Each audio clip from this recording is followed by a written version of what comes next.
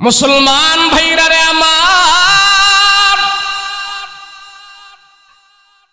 আল্লাহর এক বুজুর্গ, আল্লাহর এক ওলি, আল্লাহর হুকুম পুরা করে, না জায়েজে চলে না, জায়েজের ভিতরে চলে, নামাজ ছাড়ে না, জামাত ছাড়ে না। আমল করতেছি, আমল করতে করতে লোকটা বৃদ্ধ হয়ে গেছে, শেষ বয়সে চলে গেছে। মসজিদের পাক্কা মুসল্লি, এক ওয়াক্ত নামাজও ছাড়ে না, আল্লাহর একজন ওলি। কিন্তু বেডার পড়াশোনা নাই, আমল করে আল্লাহর ওলি হয়েছি। শয়তান একদিন ফন্দি করেছে, তারে ধোকার মধ্যে ফালাই দিবে, তারে আমল থেকে সরাইয়া দিবে। ওই আল্লাহর ওলি রাতের বেলা এশারের নামাজ পড়ে যখন নাকি ঘরের ভিতরে ঘুমায় গেছে, গভীর রজনীতে শয়তান তার ঘরের চালের উপরে আইসা টাক টাক করে আওয়াজ দিতেছি, ও আব্দুর রহিম উঠো, ও আব্দুর রহিম উঠো। আব্দুর রহিমকে গভীর রজনীতে ঘুম থেকে জাগ্রত করে, জাগ্রত করছি। এবার বলতেছে, আমার ঘরের চালের উপর থেকে কে আমাকে ডাকতেছ? বলে, আমি আল্লাহ তোমার ঘরের চালের উপরে হাজির হয়ে গেছি। ওই লোকটা বলতেছে, আপনি কেন আসছেন? আমাকে কেন, আমাকে জাগাইতে কেন আসছেন? বলে, আমি আল্লাহ তোমার এত আমল দেখে আমি আল্লাহ খুশি হয়ে গেছি। তুমি যে কষ্ট করে আমল করো, শীতের দিনে তুমি অজু বানায় ঠান্ডার ভিতরে মসজিদে যায় তুমি আমল করো, তোমার আমল করার কারণে আমি আল্লাহ খুশি হয়ে গেছি। আমি আল্লাহ আজকে খুশি হইয়া তোমার আমি জানাই দিতে চাই, আজকে থেকে তুমি আর নামাজ পড়া লাগবে না, কষ্ট করে মসজিদে যাওয়া লাগবে না, তোমার জন্য জান্নাতের দরজা খুলে দিছি। আমি আল্লাহ তোমার প্রতি রাজি আর খুশি হয়ে গেছি। এখন থেকে কষ্ট করে তুমি ইবাদত বন্দেগী করা লাগবে না, তুমি এমনি জান্নাতে চলে যাইবা। শয়তান, এটা কে? শয়তান। কিন্তু লোকটা তো অনেক খুশি হয়ে গেছে, হায় রে হায় রে, আমার আর ওযু করা লাগবে না, নামাজ পড়া লাগবে না, আমি কষ্ট করা লাগবে না। রাতের বেলা ঘুম থেকে জাগ্রত হয়ে খুশি হয়ে গেছে। ফজরের আযান হয়, মুসল্লি আর মসজিদে যায় না। ইমাম সাহেব চিন্তা করে, আমাদের নামাজের 5 ওয়াক্ত মুসল্লি যিনি কোনোদিন জামাত তরক করে না, আজকে ফজরের নামাজ উনি মসজিদে আসলো না, কারণটা কি? ফজরের নামাজ পড়ে সালাম ফিরায়া মুসল্লিদেরকে নিয়া ইমাম সাহেব ওনার বাড়িতে গেছি, ওই আল্লাহর ওলির বাড়িতে গেছে। যা বলে, আপনি কি অসুস্থ নাকি আজকে মসজিদে যান নাই? কারণটা কি? আপনার শরীর খারাপ নাকি? লোকটা ডাক দিয়া বলে, হুজুর আজ থেকে আমাকে আর মসজিদে পাইবেন না, আমি আর মসজিদে যাব না। বলে, কারণ কি? বলে, গতকাল রাত্রে আমার ঘরের উপরে আল্লাহ নিজে হাজির হয়ে গেছে, আমারে ডাইকা ডাইকা আল্লাহ আমারে বলে গেছে, আমার আর ইবাদত বন্দেগী করা লাগবে না, আমার আর নামাজ পড়া লাগবে না, আমার আর ওযু করা লাগবে না, আমার আর গভীর রজনীতে তাহাজ্জুদ পড়তে হবে না, ফজরের নামাজে আর মসজিদে যাওয়া লাগবে না। আল্লাহ নিজে রাজি আর খুশি হইয়া আমার ইবাদতের প্রতি সন্তুষ্ট হইয়া আমার এমন কথা বলেছে। মসজিদের ইমাম সাহেব ডাক দিয়া বলে, ও ভাই, আপনাকে তো শয়তান ধোঁকা দিছে, আল্লাহ কোনো দিন এমন কথা বলবে না। আল্লাহ যদি নবীকে শেষ বয়স পর্যন্ত নামাজের আমল করাইতে পারে, নামাজের সাজদার হুকুম করতে পারে, আপনাকে আল্লাহ এমন কথা বলবে না। রুহু থাকা পর্যন্ত, শেষ বয়স পর্যন্ত ইবাদত বন্দেগী করে যেতে হবে, আমল করে যেতে হবে। এই আমলের মাধ্যমে তো আল্লাহ আপনার জান্নাতের দরজা খোলা রাখবে। এমন কথা পৃথিবীর কোনো মানুষকে আল্লাহ বলে নাই, আল্লাহ বলে নাই। ইমাম সাহেব ডাক দিয়া বলে, শয়তানের ধোঁকা, কোরআনের কোন আয়াত এমন নাই, রাসূলের কোন হাদিস এমন নাই। শয়তান আপনার ধোঁকা দিছে, আজকে ফজরের নামাজ আপনি পড়েন নাই, ফজরের নামাজ না পড়িয়া আপনি চরম গুনাহগার হইছেন। এখনই আল্লাহর ওলি হায় হায় বুঝে ফেলেছে, আমি করলাম কি, করলাম কি। আরে এক ওয়াক্ত নামাজের কায়দা করে ফেলেছি, আসলে তো এটা আল্লাহ না, শয়তান আমারে ধোঁকা দিছে। এক ওয়াক্ত নামাজের কায়দা আমার হয়ে গেছে। ওই আল্লাহর ওলি এখন কান্না শুরু করে দিয়েছে, কান্না শুরু করে দিয়েছে। জুহুর পর্যন্ত কান্না করেছে, জুহুরের পরে আসর পর্যন্ত কান্না করেছে, আসরের পর থেকে মাগরিব পর্যন্ত কান্না করেছে, মাগরিবের পর থেকে আসা পর্যন্ত কান্না করেছে। কাঁদতে কাঁদতে চোখগুলো ফুলায়া ফেলছে, চোখের পানিগুলো ছেড়ে ছেড়ে কান্না করতেছে। ওগো আল্লাহ, এমন ধোঁকা আমি জীবনে খাই নাই। শয়তান আমাকে ধোঁকা দিয়ে এক ওয়াক্ত ফজরের নামাজ আমারে কায়জা করে ফেলেছি। আমি ধোঁকাটা বুঝতে পারি নাই। আমি তোমার দরবারে ক্ষমা চাই। এক ওয়াক্ত নামাজ আমার জীবন থেকে ছুটে গেছি। ওই আল্লাহর ওলি কাঁদতে কাঁদতে বেহুশ হয়ে গেছি। ফজরের নামাজ পড়বে, এশারের নামাজ জামাতের সাথে পড়ে কান্না দিয়া সে যখন ঘুমাইছে, আজকেও আবার তাহাজ্জুদের টাইমে আল্লাহর ওলির ঘরের চালের উপরে আইসা টাক টাক করে আওয়াজ দিতেছে, ও ভাই ওঠো। বলে কে কে? কয় গতকাল যে আসছিলাম, আজকেও আমি সে তোমার ঘরে চলে আসছি। আজকে সেই চলে আসছে। কিরে তুই কেন আসলি? তুমি কে? গতকাল আমার পরিচয় আমি গোপন করে রাখছিলাম, আমি মিস্টার ইবলিস। শয়তান, আজকে কেন আসলি? গতকাল তুই আমাকে ধোঁকা দিয়ে এক ওয়াক্ত নামাজের কায়দা করাইলি। কেন আসলি? এক ওয়াক্ত নামাজের জামাত আমি পড়তে পারি নাই। আজ রাতের বেলা আবার কেন আসলি? কারণ কি? কারণ কি? মিস্টার ইবলিস ডাক দিয়া কয়, গো আল্লাহর ওলি, তুমি আগে ভালো ছিলা, এখন তুমি আল্লাহর কাছে অনেক দামি হয়ে গেছো। বলে কেমনে? কই তুমি এক ওয়াক্ত নামাজ কায়জা করার কারণে তোমার দিলের ভিতরে যে ধাক্কা লাগছে, তুমি এক ওয়াক্ত নামাজের কারণে আল্লাহর কাছে যে তুমি কান্না করেছো, চোখের পানি এত পরিমাণ ফেলেছো। আগে যেমন আল্লাহর কাছে দামি ছিলা, এখন আল্লাহর কাছে তোমার দাম দ্বিগুণ বেড়ে গেছে। আজকে থেকে আর তোমাকে আমি জাগ্রত, তোমাকে আমি ঘুমে রাখতে চাই না। এখন ডাক দিলাম, তুমি আজকে তাহাজ্জুদের নামাজ পড়ো, তুমি এখন থেকে ফজরের নামাজ পড়ো, এখন থেকে তুমি আর নামাজ ছাইরো না। তোমাকে জাগানের জন্য আমি শয়তান আবার চলে আসছি। ভালো আমলওয়ালার কাছে, ইবাদত বন্দেগী করেনওয়ালার কাছে শয়তানও ফেল হয়ে যায়। কথা বলেন ঠিক কিনা? কিন্তু আমাদেরকে অনেক সময় ধোঁকা দিয়া দেয়, এই নামাজ লাগবে না, এই রোজা লাগবে না, এই আমল টামল এত বেশি করা লাগবে না, হ্যাঁ গাঞ্জা খাওয়ার, মদ খাওয়ার, যা খাও, বাবার ল্যাঞ্জা ধরো, জান্নাতের ভিতরে যাইতে পারবা। এমন ধোঁকা দিয়া আমাদেরকে আমল থেকে সরাই দিতে চায়। কথা বলেন ঠিক কিনা? আর আমরাও বাঙালি হুজুকের জাতি, যেই দিকে একটাই সুরছি, কোনো যাচাই নাই বাছাই নাই, সব হুররে করে সব আমরা একদিকে সুরছি। কথা বলেন ঠিক কিনা? কোরআনে আসেনি, হাদিসে আসেনি, আরে আল্লাহর রাসূল বলছে কিনি, সাহাবীরা বলছে কিনা, এগুলি আমাদের দেখার খবর নাই, শোনার খবর নাই। সুরছে তো সুরছে, বেড়ার পালের মতন সব একদিকে আমরা সুরছি। কথা কোন ঠিক কিনা? বেড়ার পাল কেমনে? বেড়া দেখছেন না তো, আরব দেশে দেখবেন এক ভেড়া সামনেরটা যেদিক যায় সব ড্রেনের পিছু পিছু যাইতে থাকে। পাহাড় আছে না, ড্রেন আছে না, কিছু আছে, এগুলো দেখে না, ওটার পিছনেই সব ছুটছে। এক রাজা 5 বছর দেশ চালাইছে। দেশ চালানোর পরে হুজুর রে 5 বছর তো আমি দেশ চালাইলাম, এখন আমার দেশের মানুষগুলো কেমন রে, আমারে কেমন ভালোবাসে, আর আমার দেশের মানুষের ভিতরে ইনসাফ কেমন আছে রে?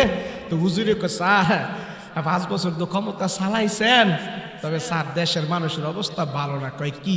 কই এগুলির যাচাই নেই বাছাই নেই, এগুলি বেড়ার দলের মতন, যেটা যায় হেদিক যাইতে চায়, কোনো যাচাই নেই বাছাই নেই। একজন একটা কইয়া দিছে আর এটা লইয়াই সবাই নাচতে থাকে, বেড়ার পালের মতন সব একদিকে যাইতে থাকে। তো রাজায় কয়, হুজুর তুই কিন্তু কথাটা খুব খারাপ কথা কইছস। আমার দেশের মানুষের ভিতর কত গুণী সুদী কত কিছু আছে, তুই সবাই বেড়ার ফালের মতো বানাই দিলি, যে বিচার নাই আচার নাই, হ্যাঁ একদিকে সব ছুটছে। তোর কথা কিন্তু আমি বিশ্বাস করি না। তুই যে কথাটা কইছস এটা প্রমাণ করাইতে পারবি? যদি প্রমাণ করাইতে পারস তাহলে তোর কথা মাইনা নেব, তোর পুরস্কার আছে। আর যদি প্রমাণ না করাইতে পারস, তোর কিন্তু খবর আছে, সবার সামনে কিন্তু তোর বিচার করা হবে। তো উজির ছিল চালাক, উজিরে কয়, স্যার এই দেশের মানুষ যেন বেড়ার দলের মতন একদিকে ছুটতে থাকে, যাচাই নাই বাছাই নাই। এটা প্রমাণ করার জন্য আপনার তো সময় নেব 1 সপ্তাহ, আর আপনি আমার টাকা দিবেন 2000 টাকা দিবেন। কত টাকা দিবেন? 2000। আহা, আর আমার সময় দিবেন কত? 1 সপ্তাহ। তো রাজা কয় নেই, টাকা 2000 দিলাম, সময় তোর 1 সপ্তাহ দিলাম। কয় যা। এবার উজিরের রাজার থেকে 2000 টাকা নিয়ে চলে গেছে বাইন্যার দোকানে। স্বর্ণকার আছে না, স্বর্ণকারের দোকানে গেছে। যায় কয়, এই বাইন্যা ভাই, একটা জুতা বানায় দাও আমারে সুন্দর কইরা, যেমন স্বর্ণের কালার দেখা যায়, স্বর্ণের কালারের মতন একটা সুন্দর করে জুতা বানাও, মানুষ যে ধরতে না পারে এটা যায় স্বর্ণ। এমন করে তুমি গোল্ড সিটি গোল আকারে তুমি স্বর্ণের কালার একটা জুতা বানায় দাও। তো সুন্দর করে একটা জুতা বানাইয়া দিছি। তো উজিরি করছে কি, এই জুতা নিয়া শুক্রবারে মসজিদে গেছে। সব মুসল্লিরা যখন মসজিদে ঢুইকা সারছে, এরপরে উজিরিও সবার লাস্টে গেছে, যায়া জুমার নামাজ পড়ছে, আর মসজিদের গেটের সামনেই স্বর্ণের জুতাটা রাখছে। স্বর্ণের জুতা যে সেখানে রাখছে, স্বর্ণের কালারের মতো চিকমিক করে, তো জুতা ওখানে রাখার পর উজির তো উজিরই, সে করছে গিয়ে বারান্দার মধ্যে নামাজ পড়তেছে। নামাজ শেষ, মানুষ যখন বাইরাইতেছে, বাইরাই তার চোখেই এই জুতাটা পরে, আর জুতাটা দেখে এত সুন্দর জুতা এন কিরে, যে বারো হ্যাঁ এত সুন্দর জুতা, কার রে এটা, এত সুন্দর জুতা। আর 2 জনে সুন্দর সুন্দর কইছে, হুজুরে রাখ। কি কতটা জানোস না? এই বেটা, এই সুন্দর জুতা কেটে মানুষের জুতা রে। বলে কার জুতা? চুপ থাক, আমগো এই মসজিদের ভিতরে আল্লাহর ফিরিস্তারা নামাজ পড়তে আইছে, এটা ফিরিস্তার জুতা, ধরিস না, সাবধান, এটা ফিরিস্তার জুতা, ধরিস না। এখন যখন সবাই শুনছে যে ফিরিস্তা আইছে মসজিদে আর ফিরিস্তার জুতা এটা, এখন তো সব মানুষ খুব আটকা চমকায় গেছে। হাই হাই হাই, ফিরিস্তার জুতা, জীবনে ফিরিস্তা দেখি নাই, আজকে ফিরিস্তার জুতা হয়ে গেছে আমরা। উজিরে কয় সাবধান, এটার মধ্যে অনেক বরকত আছে, কেউ বেয়াদবি করিস না।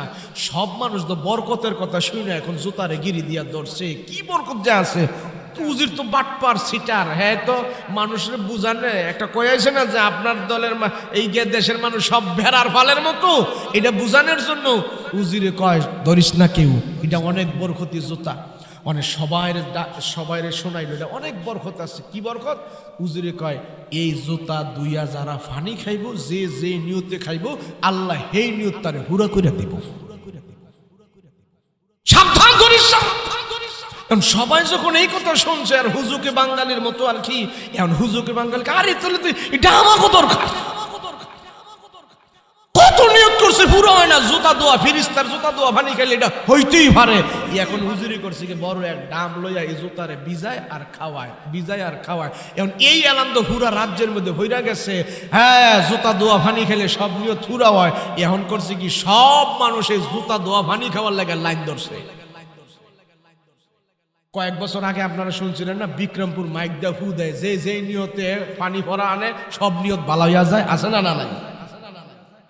এই উজিরের এই পানি ভরা খাবার জন্য এখন সব মানুষ ভাঙ্গা পড়ছে, আর উজির ভালো মতো দালাল ফিট করছে।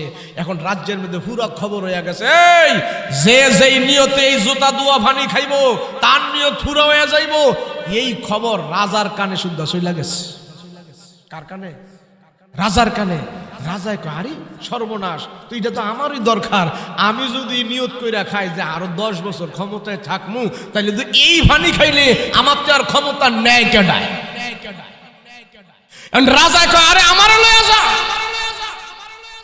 সব মানুষের জুতা দোয়া পানি খায়, একটা রব্বা উঠে গেছে গা, যে নিয়ত কইরা খায় ওই নিয়তই কাম হইয়া যায়, ওই নিয়তই ভালো হইয়া যায়। সব মানুষ এখন সিরিয়াল ধরছে, কিছু টাকা টোকা দান সদকা করতেছে, আর উজির খাড়ায় রয়েছে, আর জুতা দুয়া পানি খাওয়াইতেছে, রাজ্যের সব মানুষ খাইতেছে। উজির দেখছে আমাগো রাজায় ও সিরিয়ালের পিছনে আইসা লাইন ধরছে। উজিরি তো মনে মনে আসতেছে, এইটার লাগে তো আমি কইছি আয়ো খালি পানি খাওয়াইতেছে আর যাইতেছে, পানি খাওয়াইতেছে ছাড়তেছে, পানি খাওয়াইতেছে আর ছাড়তেছে। এখন রাজায় যখন আইছে, রাজারেও পানি এইভাবে সুবা দিয়া খাওয়াইয়া রাজারে আপনি যাইয়েন না, আপনি থাকেন। কই কি? কই যে কইছিলাম আপনারে, আপনার দেশের মানুষ সব বেড়ার দলের মতো চলে, এটা বুঝানোর লাগে আমি এই পদ্ধতি করছি। কি পদ্ধতি তুই বেটা? সারা দেশের মানুষ পানি খাইতেছে। স্যার এই যে ফিরিস্তার জুতা দেওয়া পানি খাইতেছেন, জুতা কয়টা? কয় একটা দিদি আরেকটা ফিরিস্তাকে খালি এক জুতাই ভরে, ফিরিস্তায় দুই জুতা ভরে না? এত মানুষ পানি খাইলো, খালি এক জুতার পানি খাইলো, আরেক জুতা একজন যদি যাচাই করলো না, ফিরিস্তা কি ল্যাংরা নাকি? তাহলে রাজাকে হয় দাদা কথা একটা কইছস তো। এই যে রাজ্যের সব মানুষ পানি খাইলো, তাকে দেখা দেখি আপনিও পানি খাইলেন, খাওয়ার আগে একটু যাচাই করলেন না, ফিরিস্তার আরেক জুতা কয় তুই কি কবি আসল কথা আমি তো খেয়াল করি নাই। এই যে বেড়ার দলের মতন আপনার রাজ্যের মানুষ শুনছে, একটার পিছিয়ে একটা যাচাই নাই বাছাই নাই, হ্যাঁ দলে আপনিও ভইরা গেছেন, আপনার ভিতরে যাচাই নাই বাছাই নাই। এটা বুঝানোর জন্যই আপনার আমি এই সেই কাণ্ড করছি। আপনাদের 2000 টাকা আনছিলাম, সেটা দিয়া জুতা বানাইয়া সবাই জুতা দেওয়া পানি খাওয়াই কির ফিরিস্তার মিরিস্তা আমি এই পলিসি করছি আপনারে বুঝানোর লেগিয়া। কথা বলেন ঠিক কিনা? আরে আজকে আমার দেশে এই অবস্থা হয়ে গেছে, বাঙালির যাচাই নাই। কোথায় গেলে আল্লাহ গজব দেয়, কই গেলে আল্লাহ রহমত দেয়, কি করলে আল্লাহ বরকত দেয়, কি করলে আল্লাহ জান্নাত দেয়, কি করলে আল্লাহ জাহান্নাম দেয়, এগুলি আমাদের মাঝে পার্থক্য করার ব্রেন নাই, যাচাই নাই বাছাই নাই। সুরছে তো সুরছে, সব দলে দলে যায়া কুহুরি আর শিরকি করে বাঙালি মুসলমানদের ঈমান আমরা নষ্ট করে ফেলতেছি। আবার কেউ কয় হুজুর আপনারা মাজারও যাইতে নিষেধ করেন, আমরা দি মাজারও গেলে ভাই। আমার ছোট ভাইয়ের বউর গরো 10 বছর ধরে ফোলা হয় না, হ্যাঁ শাহজালালের মাজারে গিয়ে দোয়া করছে, শাহজালাল মাজারের ডেগের লগে নিয়ে ফ্যাটটা লাগাই আইছে, আল্লাহ দিলে এখন বাচ্চা হয়ে গেছে। আরে মানুষ, তোমার ঈমান আর আমল নষ্ট করার জন্য শয়তানের এক কুমন্ত্রণাই যথেষ্ট। কথা বলেন ঠিক কিনা? আমরা এমন মানুষ, আমাদের ঈমান আছে না গেছে আমাদের খবর নাই। আমি হুজুরি কইতো আরে বেটা অজু গেলেও একটা আওয়াজ কইরা যায়, পিছনের রাস্তাটা বাতাস গেলে একটা আওয়াজ হয়, তো আমরা বুঝতে পারি আমার অজু গেছে গা। কিন্তু আমাদের ঈমান এমন ভাবে আমাদের থেকে বিদায় হয়ে গেছে, চলে গেছে, আমরা বুঝিও না আমাদের ঈমান আছে না গেছে, আমাদের ঈমান কতটুক আছে কতটুক গেছে আমাদের খবরও নাই। কথা বলেন ঠিক কিনা? খবরও নাই আমাদের। সেই জন্য মুসলমান ভাইরে আল্লাহকে সন্তুষ্ট করার জন্য জান্নাতে যেতে হইলে আমল আমল লাগবে, আমল। আল্লাহকে বান্দা জান্নাত যদি পেতে হয়, জান্নাত আমি দুইটা জিনিসের বিনিময়ে তোমাদেরকে দান করব, একটা হলো ঈমান আর একটা হলো আমল। যে আমল নবী পর্যন্ত ছাড়ে নাই, নবী পর্যন্ত করতে হয়েছে, সাহাবীরা পর্যন্ত করতে হয়েছে। আল্লাহর নবী ডাক দিয়া কয় শোনো রে শোনো রে উম্মতেরা শোনো, আমি নবীজি আমল করা ছাড়া থাকি নাই। আমি নবীজি রাত ভরে আল্লাহর কুদরতি কদমে সাজদা দিয়েছি। আম্মা জান আয়েশা রাদিয়াল্লাহু আনহা ঘুম থেকে জাগ্রত হয়ে দেখে পয়গম্বর বিছানার মধ্যে নাই। রাহমাতুল লিল আলামিন কোথায় গেল? মহিলা মানুষ ঘুম থেকে উঠে যদি স্বামীকে না পায়, স্বামীর জন্য অনেক পেরেশান হয়ে যায়। আমার স্বামীকে রাতের বেলা নিয়ে শুইলাম, কিন্তু মধ্যরাতে স্বামী কোথায় গেল কোথায় গেল? আম্মা জানায় সেইভাবে বিছানার মধ্যে হাতায়, আমার রসুল আমার স্বামী কোথায় কোথায় পায় না পায় না পায় না।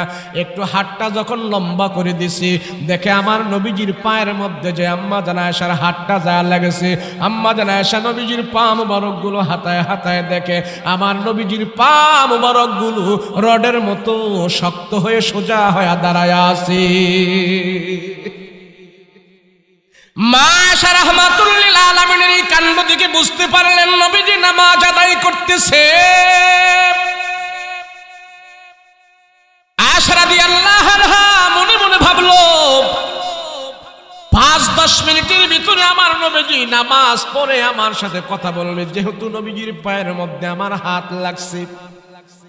আম্মা জান আয়েশা ঘুমায় না, আমার নবীর জন্য অপেক্ষা করতেছে, নবীজি কখন নামাজ শেষ করবে আর রাসূলের সাথে কথা বলবে।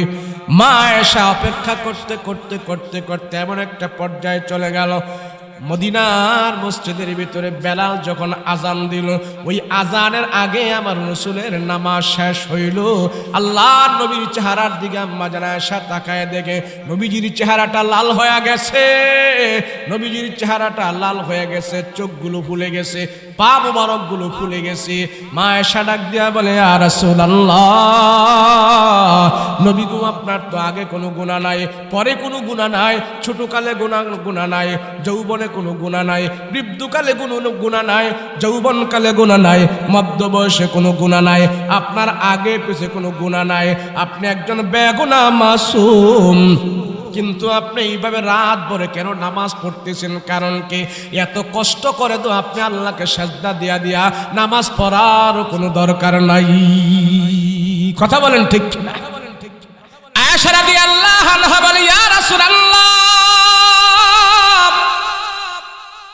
ও রহমতের নবী, আপনার চেহারা মোবারক দেখে আমার কাছে আশ্চর্য লাগে। রাসূল গো, আপনি এত কষ্ট, আপনি আরামের বিছানা ছেড়ে দিয়া আপনি কেন কষ্ট করে করে লম্বা সাজদা করেন, লম্বা রুকু করেন, লম্বা লম্বা কোরআনের আয়াত তেলাওয়াত করেন, সূরা তেলাওয়াত করেন?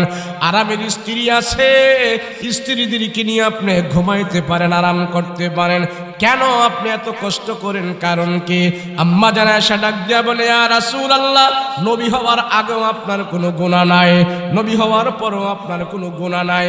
নবী গো, আমরা জানি মক্কার মানুষ আপনাকে সবাই নম্র, ভদ্র, শরীফ, আখলাকওয়ালা বলেছে, আপনার জবান দিয়ে কোনোদিন মিথ্যা কথা বের হয় নাই। আপনি এত আমল করার দরকার কি? কারণ কি? আপনি আরামের স্ত্রী নিয়ে ঘুমাইতে থাকেন। আল্লাহর নবী ডাক দেয়া বলে, আয়েশা, আমারে আল্লাহ এত দামি বানাইছে, আল্লাহ আমার এত সম্মান দিয়েছে, আল্লাহ এত সম্মান করে দুনিয়াতে আমাকে পাঠাইছে, সেই জন্য আল্লাহর কুদরতি কদমে পড়ে পড়ে সাজদা দিয়া দিয়া আমি আমার মালিকের দরবারে প্রশংসা করি, আমার মালিকের দরবারে আমি শুকর আদায় করি, আমার আল্লাহর দরবারে আমি শুকর গুজার বান্দা হতে চাই। সেই জন্য আমি আল্লাহর কুদরতি কদমে সাজদা দিয়া দিয়া রাতের বেলা পড়ে পড়ে আল্লাহর দরবারে আমি কান্না করি। রাসূল বলেন, যারা রাতের বেলা আমল করবি, আল্লাহর দরবারে দুই হাত দিয়া দোয়া করবে, 2 রাকাত নামাজ পড়বি, 2 হাতের দোয়া করবে, 2 চোখের পানি ফেলাবে, 2 রাকাত নামাজ, 2 হাতের দোয়া, 2 চোখের পানি, এই আমলগুলো যার জীবনে পুঁজি হয়ে যাবে, আল্লাহ তার দুনিয়া আখেরাতে সবচেয়ে বেশি দামি বানায়া দেবে।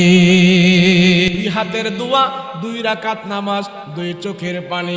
রাসূল বলেন, যার চোখ থেকে আল্লাহর ভয়ে পানি বের হয়ে যায়, চোখের পানি নাকে রাখা আসার আগে আগে আল্লাহ তার নামটা জাহান্নামের খাতা থেকে কেটে ফেলে।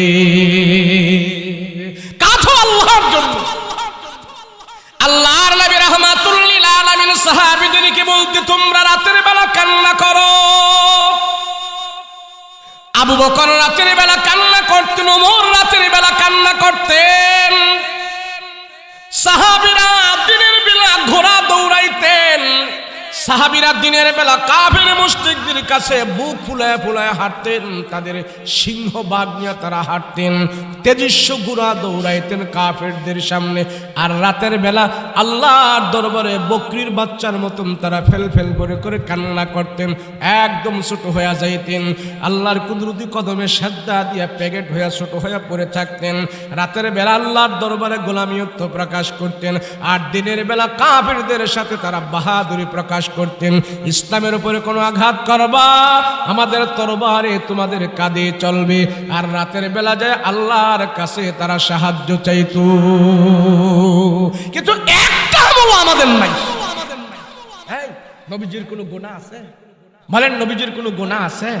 যদি কেউ ধারণা করে যে আমার রাসূলের কোনো গুনাহ হইতেও পারে, এতটুকু বললে তার ঈমান থাকবে না, তার ঈমান চলে যাবে। আল্লাহর রাসূল যেন গুনাহ না করে, গুনাহ যেন না হয়, আল্লাহ সেইভাবে আমার রাসূলকে তৈয়ার করেছে। আমার রাসূলের বয়স যেদিন 7 থেকে 8 বছর, এমন শিশু অবস্থায় আমার নবীজির একবার গুনাহ হয়ে যেতে চেয়েছিল, আল্লাহ সেখান থেকে আমার নবীকে গুনাহ থেকে হেফাজত করেছে। কিভাবে? কুরাইশ বংশের লোকেরা খানা কাবা প্রত্যেক বছর বছর তারা মেরামত করে, সারা বছর মানুষেরা তোয়াফ করে হজ করে। আগেরকার যুগে খানায় কাবায় যারা তোয়াফ করতো হজ করতো, খানায় কাবার দেয়ালটা এদিক সেদিক দিয়ে একটু আস্তর খুলে যাইত, ইট ভেঙে যাইত। তো কুরাইশ বংশের লোকেরা বছরে একবার খানায় কাবাকে তারা মেরামত করতো, এটারে ঢকঢাক ঠিকঠাক করতো, নতুন ইট লাগাইতো। সবাই ইট লাগানোর ভিতরে অংশগ্রহণ করত। বছরে একবার খানায় কাবার কাজ মেরামত করে সবাই খানা কাবার বরকত হাসিল করত। কুরাইশ বংশের লোকেরা এই প্রথাটা এখনো মক্কায় আছে। তো এখন আর আগের মতো ইট লাগায় না, দেয়াল সোজা করে না, এখন তারা বছরে একবার গিলাপ পরিবর্তন করে। হজের সময় যখন সব হাজিরা মিনা আরাফায় চলে যায়, এই সময়ে বছরে একবার সৌদি আরবের রাজা বাদশা বড় আলেমরা মিলে এই খানা একবার গিলাপ পরিবর্তন করে, এক গিলাপ নতুন গিলাপ লাগায়। এই প্রথাটা আগে ছিল, অনেক আগ থেকেই ছিল। বছরে একবার তাদের মুরব্বীরা খানায় কাবা মেরামত করত। কি মেরামত? তো যেই বছর আমার রসুলের বয়স 8 কিংবা 10 বছর, সেই বছর মুরব্বীরা খানায় কাবার কুরাইশ বংশের মুরব্বীরা বসে সিদ্ধান্ত করলো এই বছর যে আমরা খানায় কাবা একটু ঠিকঠাক করব, চতুর্দিকের দেয়ালটা একটু হয়ে গেছে, ভেঙে গেছে, কত মানুষ এখানে আসে, তো আসলে তো অনেকজনে অনেক কিছু ঘষা লাগে বা লাগে, আমরা নতুন করে এটাকে আবার একটু মেরামত করব। তখন মেরামত করার জন্য মুরব্বীরা বৈশা সিদ্ধান্ত করলো যে এই কাজের ভিতরে সবাই আমরা অংশগ্রহণ করব, সবাই আমরা বরকত হাসিল করব। তো নির্ধারণ করলো যে মুরব্বী যারা আছে, কিছু মুরব্বী ও দূরে ইট, ওই দূর থেকে ইট বাচ্চাদের মাথায় দিবে, আর বাচ্চারা ইট বহন করে করে এখানে আনবে, আর কিছু মুরব্বী ইট খানায় কাবার চতুর্দিকে লাগাবে। এইভাবে আর নারীরা যারা আছে, মহিলা যারা আছে, বৃদ্ধরা যারা আছে, তারা পানি টানি এগুলি আনবে, কাদা মাটি করবে, এগুলো দিয়া ইট লাগাবে। আর বাচ্চারা ইট আনবে, মুরব্বীরা বাচ্চাদের মাথায় ইট দিবে। তো সব ছোট ছোট বাচ্চারা যায় ইট আনতেছে, তাদের মাথায় মুরব্বীরা ইট দিচ্ছে, বাচ্চারা ইট আনতেছে। তো এখন বাচ্চাদের মাথায় যে আরব দেশের বড় বড় ইট রাখে, ইটের ভারে বাচ্চাদের চেহারা লাল হয়ে যায়। তো চেহারা যে লাল হয়ে যায়, অনেক মুরব্বীরা দেখতেছে যে না, বাচ্চাদের অনেক কষ্ট হচ্ছে। এইভাবে বাচ্চাদেরকে কষ্ট দিয়ে ইট নেওয়া দরকার নেই। তো একজনে বললো যে না, কষ্টটা একটু হালকা হয়ে যাবে। বলে কিভাবে? বাচ্চাদের পরনের মধ্যে যে কাপড় আছে, প্যান্ট আছে, লুঙ্গি আছে, বা যে জামা আছে পরনে, তো আমরা যদি বাচ্চাদেরকে উলঙ্গ করি, আমরা তাদের পরন থেকে যদি জামা কাপড় খুলে এটা যদি মাথার উপরে দিয়া দেই, আর এটার উপরে যদি আমরা ইট বসাই, তাহলে বাচ্চারা সুন্দর করে ইট আনতে পারবে, আরামে আনতে পারবে। এখন বাচ্চারা যখন কাবাঘরের দেয়ালের জন্য ইট আনতে যায়, মুরব্বীরা করে কি বাচ্চাদের থেকে টান দিয়া কাপড় খুলে, লঙ্গি খুলে, মাথার মধ্যে বিড়া বানায়া এর উপরে ইট দেয়, বাচ্চারা ইট আনতেছে, আরাম এখন ইট আনতেছে। তা আমার রসুল মোহাম্মদ, শিশু মোহাম্মদ বয়স যখন 7-8, তখনও গেছে। এই বাচ্চাদের সাথে সেও গেছে, নবীজিও গেছে। যাওয়ার পরে এক মুরব্বী নবীজির মাথায় ইট দিবে, শিশু মোহাম্মদের মাথায় ইট দিবে। এবার আরেক মুরব্বী যায় করছে কি, টান দিয়া পরন থেকে জামা কাপড় খোলার জন্য এইভাবে চেষ্টা করছে, এইভাবে টান দিবি, এমন এমন ভাব। ওই টান দেওয়ার আগেই শিশু মোহাম্মদ বেহুশ হয়ে জমিনের মধ্যে পড়ে গেছে। এখন সবাই তো চিন্তা করতেছে কি ব্যাপার, হায় হায়, ফুটফুটে সুন্দর বাচ্চা, সবার সাথে আসছে ইট নেওয়ার জন্য, সে এখন ধরাশায় হয়ে পড়ে গেল, বেহুশ হয়ে পড়ে গেল। এখন আর যেই লোকটা টান দিয়া লঙ্গি খুলবে, উনি লঙ্গি খুলবে দূরের কথা, এখন আমার নবীকে নিয়ে উনি টেনশনে পড়ে গেছে। মাথার মধ্যে তেল দেয়, হাত পা টিপে দেয়, উপরে আরো জামা কাপড়, উপরে আরো কাপড় টাপড় দিয়া নবীজিকে ঢাইকা রাখছে। হায় হায়, মোহাম্মদের কি হইল, মোহাম্মদের কি হইল, সুন্দর করে যত্ন করে শোয়ায় রাখছে, লঙ্গি আর টান দিয়া খোলে নাই। বাচ্চারা যখন ইট নেওয়া শেষ, আল্লাহ পাক আমার রসুলকে আবার আগের মতন সুস্থ করে দিয়েছিস। কেন জানেন? রসুলের লজ্জা স্থান যেন কোনো মানুষ দেখতে না পারে, সেইভাবে আমার রসুলকে আল্লাহ পাক ছোট কাল থেকেই হেফাজত করে দিয়েছেন, কোনো গুনাহ হয় নাই। কথা বলেন ঠিক কিনা? নবী আয়েশা যদি দাওয়াত দেয় তখন বলবে, হ্যাঁ মোহাম্মদ, দেখছি ছোটকালে তুমিও তো ল্যাংড়া ছিলা, এমন কথা মক্কার কোন মানুষ আমার রসুলকে বলতে পারে নাই। কথা বলেন ঠিক কিনা? সর্বপ্রকারের গুনাহ থেকে আল্লাহ আমার রসুলকে হেফাজত করেছে। নবীজি কোনো গুনাহে অংশগ্রহণ করেন নাই, কোনো জালেমের কাতারে নবীজি যায় নাই, কোনো মানুষকে রসুল কটুবাক্যে কথা বলে নাই। সেই নবী যদি শেষ বয়স পর্যন্ত মসজিদে যায় জামাত আদায় করতে পারে, আল্লাহকে সাজদা করতে পারে, আমি আর আপনি কি আমল করা ছাড়া আল্লাহর জান্নাতে যাওয়া যাবে? কথা বলেন, যাবে? যাবে না। সেজন্য রসুল বলেন, তোমার ভিতরে যখন আমল, সহি আমল, তোমার ভিতরে যখন খাঁটি আমল, তুমি যখন নাকি আমল করে তোমার জিন্দেগি কাটাবে, আল্লাহ তোমার জন্য জান্নাত সহজ করে দিবি। এখন আমরা আমল করবো দূরের কথা, শীতের দিনে মসজিদে যাইতে আমরা ভয় পাই। কথা কন না ঠিক না? তুমি মসজিদে যাও না কেন? গরমের মধ্যে মসজিদে দেখি, শীতের মধ্যে দেখি না কেন? ওস্তাদ জি মসজিদে কেমনে যাবো, যে শীত নামছে ওস্তাদ জি, ঠান্ডা বি পানি, উজুবি করবার পারি না, মসজিদেও যাবার পারি না, শীত টিত যায় লোক, এরপরে মসজিদে আহমনি বলে কি বলে? অথচ রাসূল পাক সাল্লাল্লাহু আলাইহি সাল্লাম বলেছেন, ওযুর শহীদ যারা থাকবে আল্লাহ তাদেরকে এই অবস্থায় যদি মৃত্যুবরণ করে তো তার মৃত্যুটা শহীদি মৃত্যু হয়ে যাবে। কি মৃত্যু হয়ে যাবে? শহীদ মরণ হয়ে যাবে। আমল, আমল ছাড়া আমাদের কিছু নাই।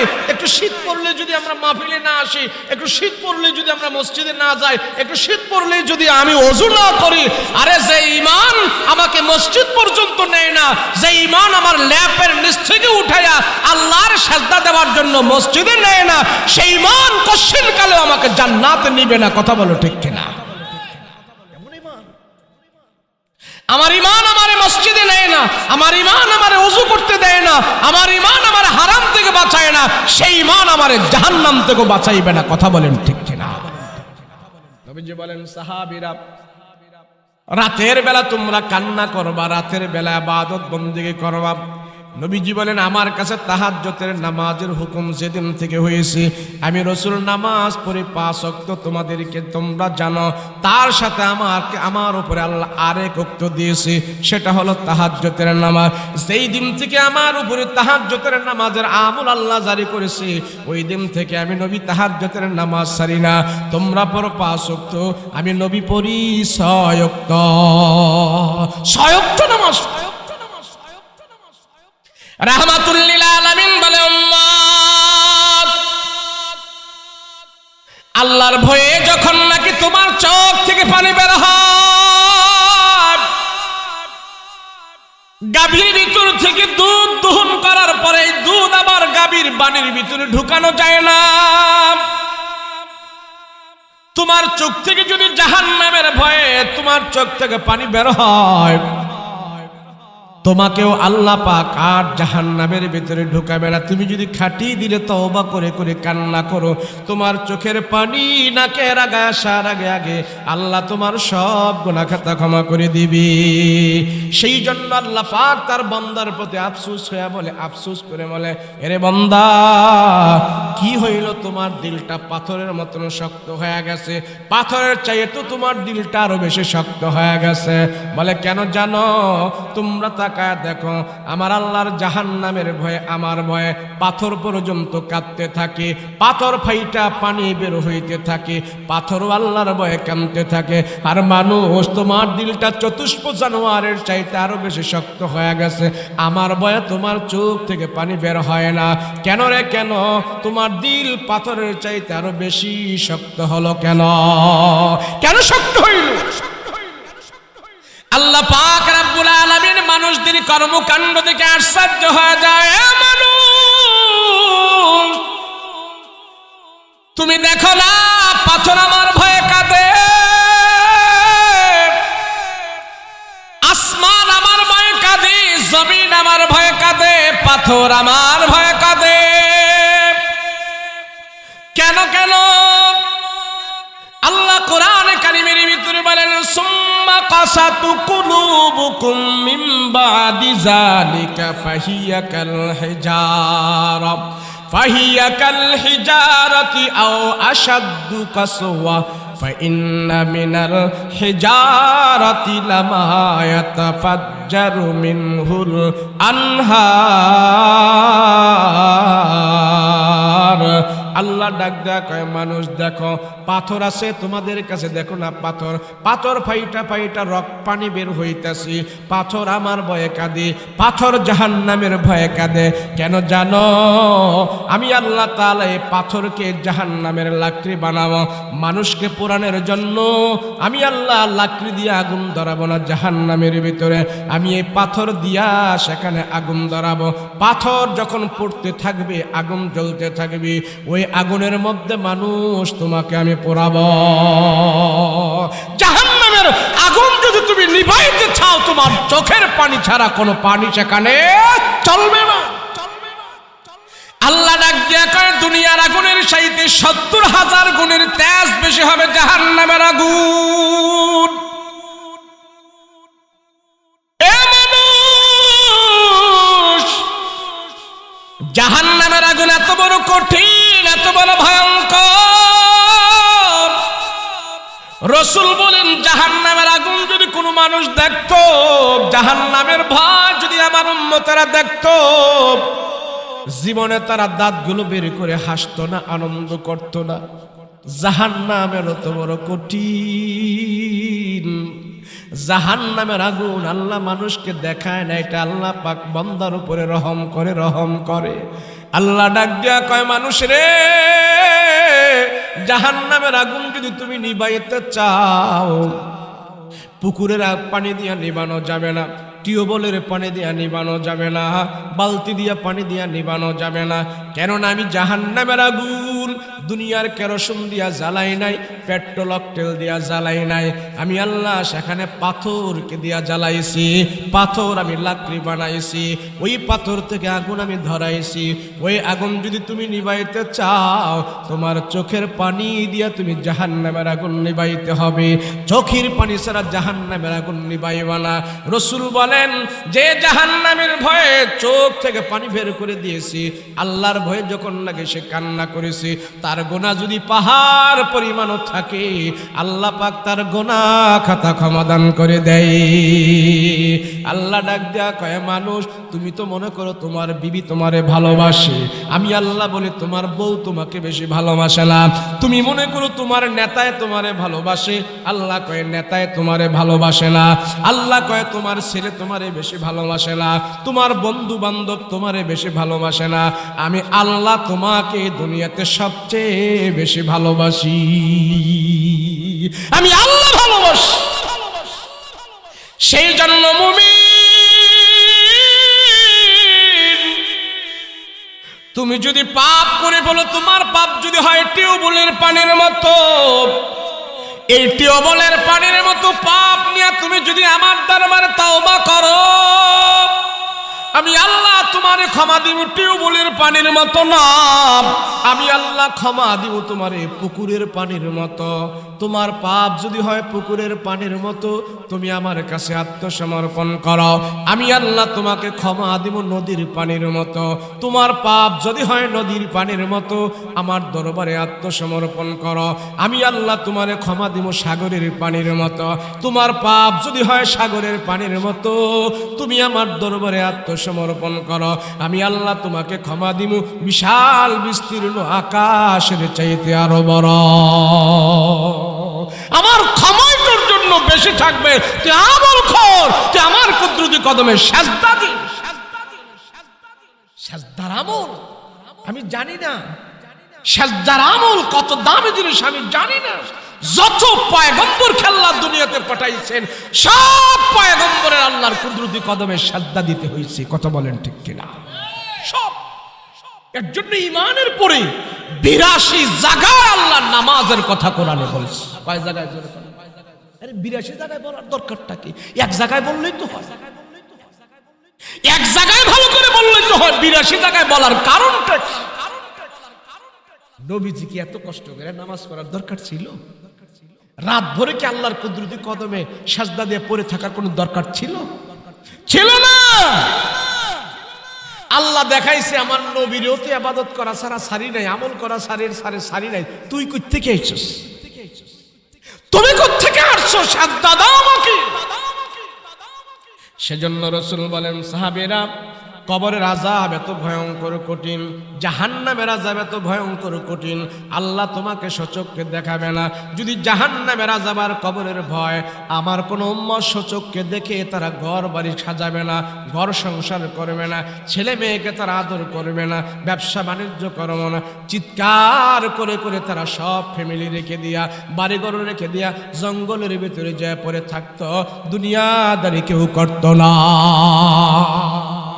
আল্লাহ যে কবরের আযাব আমাদেরকে দেখায় না, জাহান্নামের আযাব যেন দুনিয়াতে দেখায় না, এর জন্য আল্লাহ আমাদের উপরে রহম করছেন, আসান করছেন। দেখাইলে আমাদের উপায় ছিল না। আল্লাহ ডাক দেয়া বলে, রে মুমিন,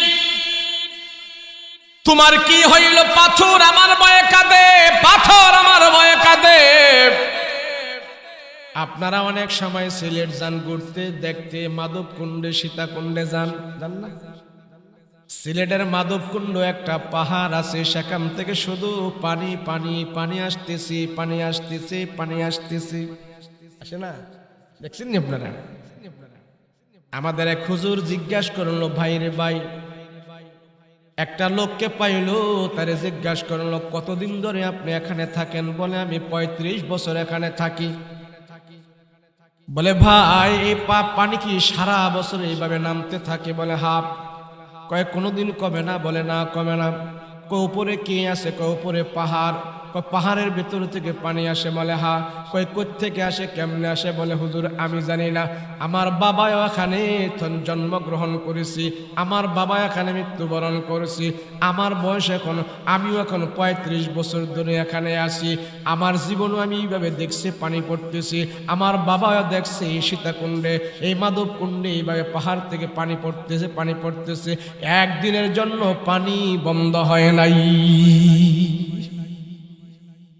পাহাড়টা কিসের পাহাড়? বলে, এটা পাথরের পাহাড়। পাথর আছে, পাহাড়ের ভিতরে পাথর আছে।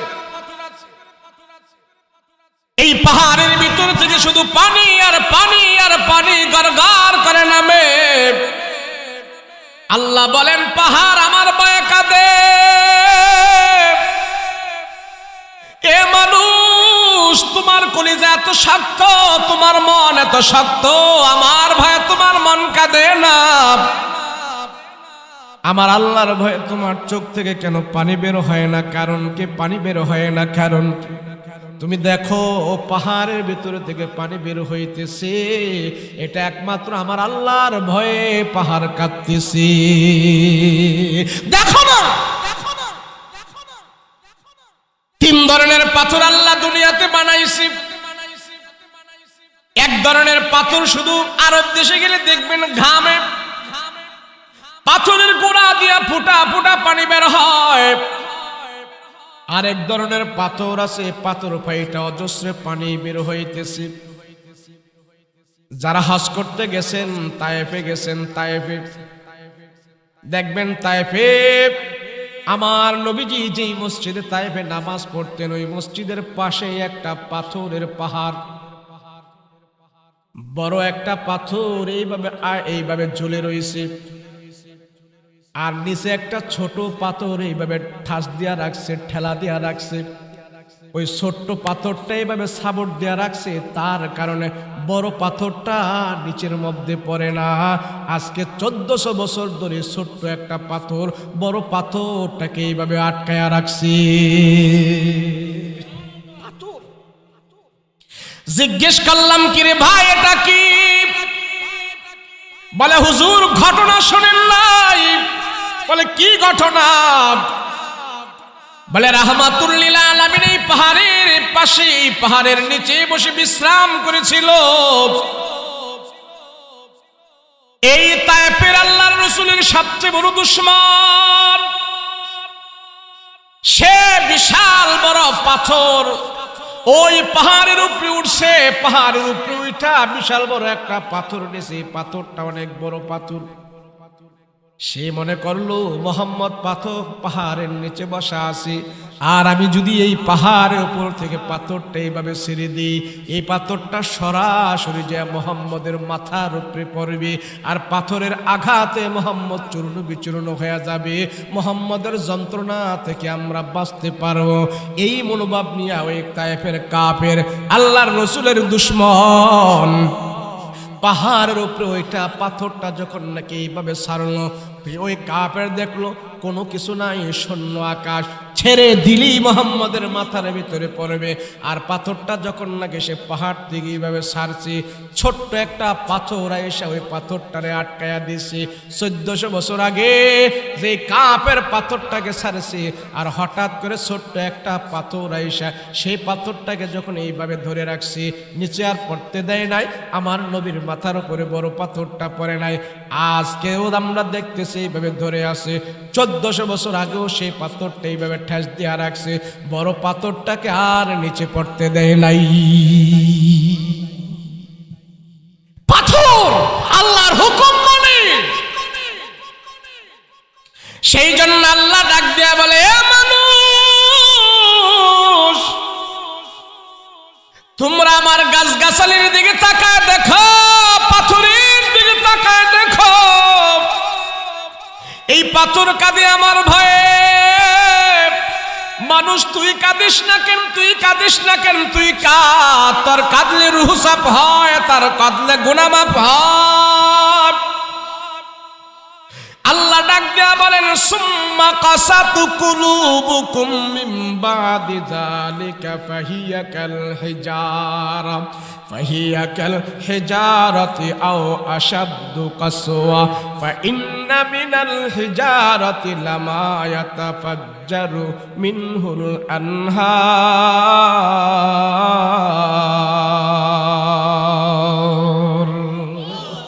আল্লাহকে মানুষ রে, পাথরের চাইতে তোর দিলটা আরো শক্ত হয়ে গেছে। পাথরের চাইতে তোর দিলটা শক্ত হবে কেন? তোর দিল তো আমি নরম করে বানিয়েছি, তোর দিলটা তো আমি নরম করে বানিয়েছি, কিন্তু তোর কর্মকাণ্ডের কারণে, আমার আল্লাহকে না চেনার কারণে তোর অন্তরটা পাথরের চাইতে আরো শক্ত হয়ে গেছে।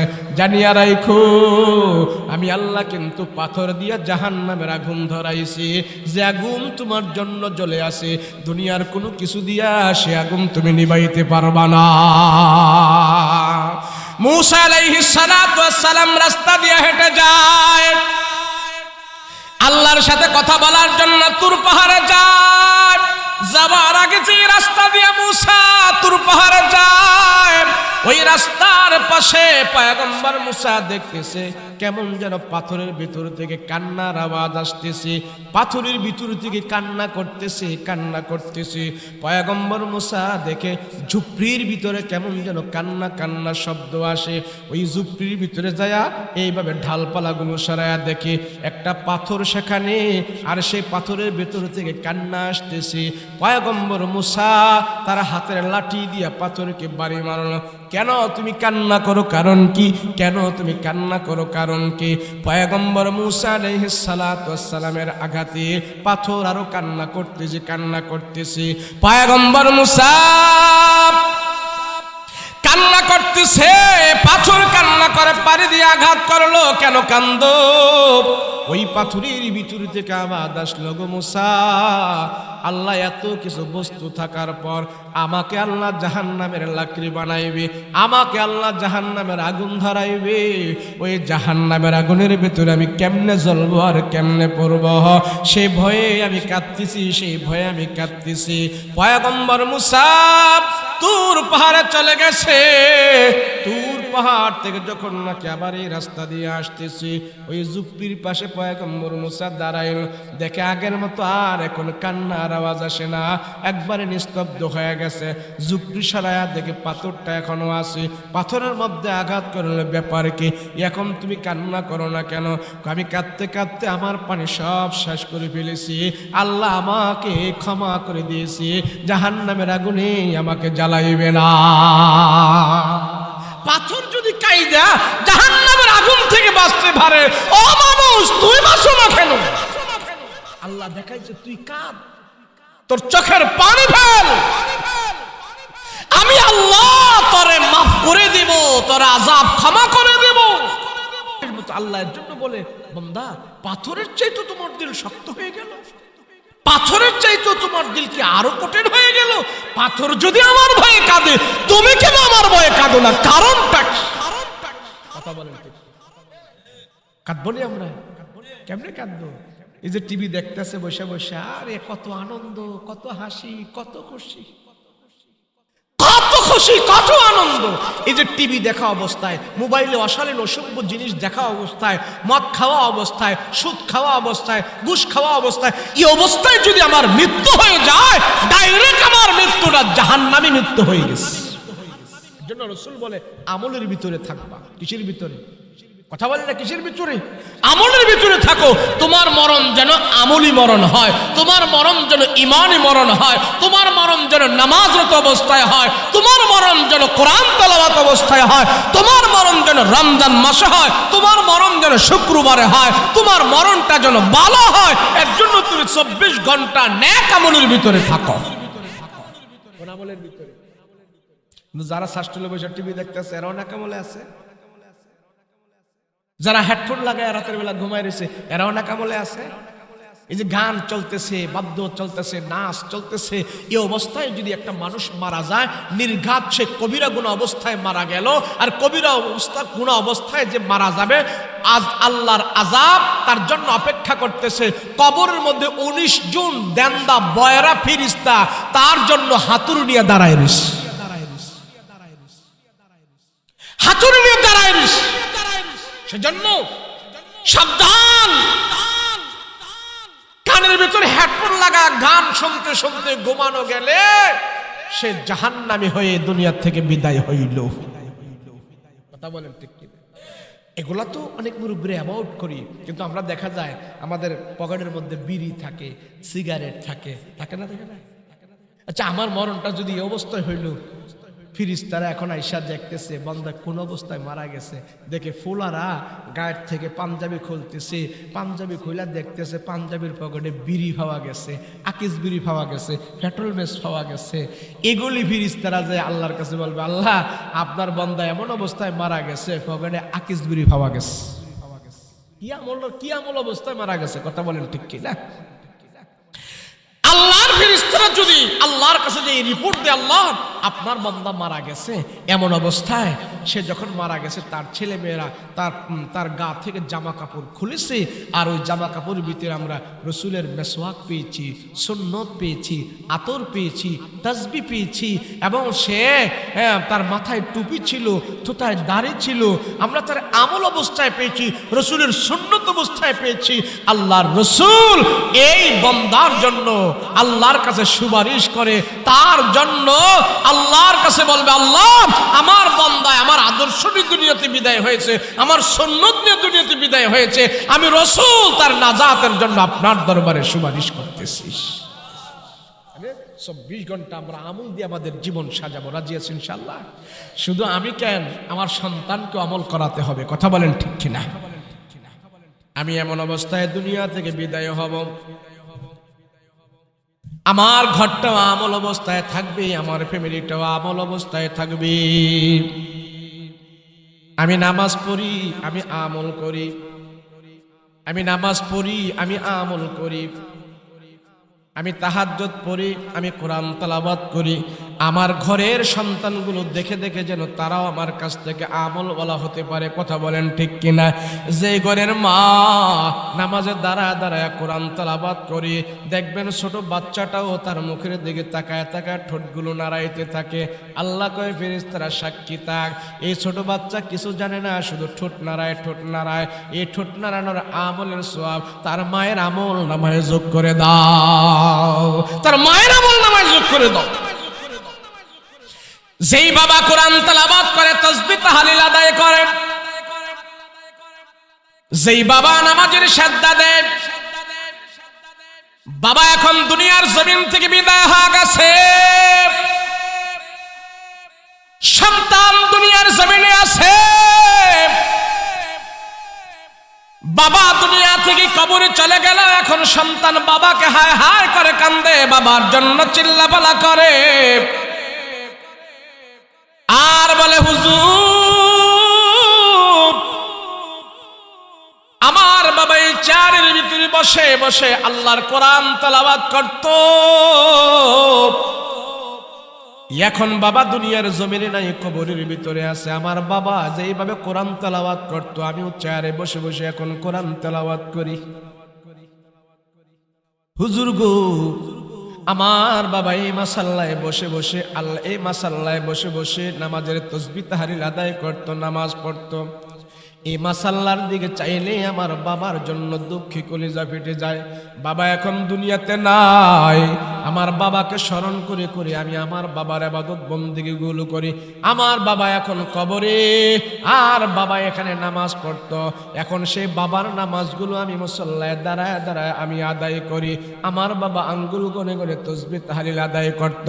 বাবা এখন দুনিয়াতে নাই, আমি শুধু তাসবিহ আঙ্গুল গনে গনে বাবার তাসবিহগুলো আদায় করি। বাবা আমার নবীজির উপরে ঘুমের আগে দুরূদ পড়তো 10 বার, আমিও এখন ঘুমে যাবার আগে দুরূদ পড়ি 10 বার। আমার বাবা এখন কবরে আছে। রাসূল বলেন, যেই সন্তান তার মা বাবা থেকে আমল শিখেছে, মা বাবা এখন কবরের ভিতরে আছে। মা বাবার রেখে যাওয়া আমলগুলো যখন নাকি সন্তানেরা করে, সৎ সন্তানেরা যখন নাকি আমলগুলো করতে থাকে, আল্লাহ পাক সন্তানদের আমলের সওয়াবগুলো এখন বাবার কবরের ভিতরে পৌঁছাইতে থাকে। কিন্তু আমার সন্তান দেখছে আমার বাবায় রাত ভরা টিভি দেখছে, আমার বাবায় শ্বাসঠলে আড্ডা মারছে, আমার বাবায় কোরআন পড়ে নাই, নামাজ পড়ে নাই, রোজা রাখে নাই, খালি বদনাম করেছে মানুষের, সুদ খাইছে, ঘুষ খাইছে। ওই বদ আমলগুলো যদি আমার সন্তানের আমার মৃত্যুর পরে করে, এই বদ আমলের আযাব আর সাজা বা সন্তান করার কারণে এগুলো আল্লাহ পাক আমার কবরের ভিতরে আযাব বানায়া পাঠাইবে। কথা বলেন ঠিক কিনা? তাহলে আমরা যদি নেক আমল করি, তাহলে আমার সন্তানও আমার থেকে নেক আমল শিখবে। কথা বলেন ঠিক কিনা? আমি যদি বিড়ি খাই তো আমার ফুলায় তো বিড়ি খাইবো, সমস্যা কি? আমি যদি সিগারেট খাই তো আমার মৃত্যুর পরে আমার ফুলায়ও সিগারেট খাইবো, যে আমার বাপে খাইছে, আমি সমস্যা কি? খাইতেই থাকবে। যদি আমার সন্তান আমার থেকে একটা গুনাহ শিখে, যদি আমার সন্তান আমার থেকে একটা বদ আমল শিখে, যদি আমার সন্তান আমার থেকে একটা হারাম শিখে, যদি আমার সন্তান আমার থেকে একটা নাফরমানি শিখে, এই শিক্ষা সন্তানকে দেওয়ার কারণে যতদিন সন্তান আমল করবে, আমার বাবার কবরে সে সমস্ত আযাব পৌঁছতে থাকবে। কথা বলেন ঠিক কিনা? আমল করবো তো ইনশাআল্লাহ। কোন আমল করব? নেক আমল করব। আমরা কি আমল করব? নেক আমল। নেক আমলের ভিতরে আমরা আল্লাহকে সেজদা দিব, নামাজ পড়ব। এই ঠান্ডার ভিতরে আমরা ওযু করতে দ্বিধাবোধ করব না। কথা বলেন ঠিক কিনা? মাশাআল্লাহ, এর তো কম আপনারা দেন, কিছু যদি পারেন তাহলে দেন। সিরাজুল ইসলামের ছেলে আরিফুল ইসলাম 1000 টাকা দিয়েছেন, আল্লাহ কবুল মঞ্জুর করেন, বলেন আমিন। আল্লাহ জানে মালে বরকত দেন, বলেন আমিন। আল্লাহ হায়াতে তৈয়বা দান